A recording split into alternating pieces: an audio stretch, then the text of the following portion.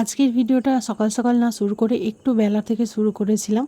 আসলে সকাল সকালে উঠে চা খেয়ে নিয়েছিলাম, তারপরে আমি ম্যাগি তৈরি করছিলাম। তো সেটা করতে গিয়ে অনেকটা দেরি হয়ে গিয়েছিল। তারপরে এখানে বাজার থেকে মাংস আনা হয়েছিল, সেগুলোকে আমার ভালো করে কেটে নিচ্ছিল।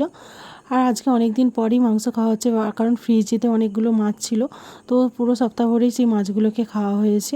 আর প্রচুর পরিমাণে গরম পড়েছিল। এই ভিডিওটা কিছুদিন আগে যে গরম পড়েছিল সেই গরমের ভিডিও। আর তখন আমাদের এখানে গ্লুকন-ডি আর পাউডার কিনে নিয়ে আসা হয়েছিল। আর এই প্রচণ্ড পরিমাণে গ্লুকন-ডি খাওয়া কিন্তু খুবই স্বাস্থ্যের পক্ষে উপযোগী। তারপরে এখানে গুড় কিনে নিয়ে আসা হয়েছিল। এটা আখের গুড় না তালের আমি ঠিকমতো জানি না। তারপরে মা এখানে একটা চুলো তৈরি করেছিল বাইরে রান্না করার জন্য, যেহেতু এখন গ্যাস খুব সহজে পাওয়া যাচ্ছে না। তো তার কারণে একটা নতুন চুলো তৈরি করে নিয়েছিল। গ্যাসের এখন খুবই অসুবিধা হচ্ছে, আপনারা জানেন। আজকে রান্নার জন্য সেরকম কিছু ছিল না, যার জন্য বেশ কয়েকটা ডিম, মশলা, পেঁয়াজ, কাঁচা লঙ্কা, টমেটো সমস্ত কিছু মাখিয়ে নিয়ে ভালো করে ভেজে নিয়েছিলাম। এই ডিমটা ভাজতে গেলে আমার খুবই অসুবিধা হয়, আমি এটা উল্টাতে পারি না। তো যখনই আমি এই ডিমটা ভাজতে যাই এটা পুড়ে যায়। আর আজকেও সেটার ব্যতিক্রম কিছু হয়নি, সেটাই হয়েছে।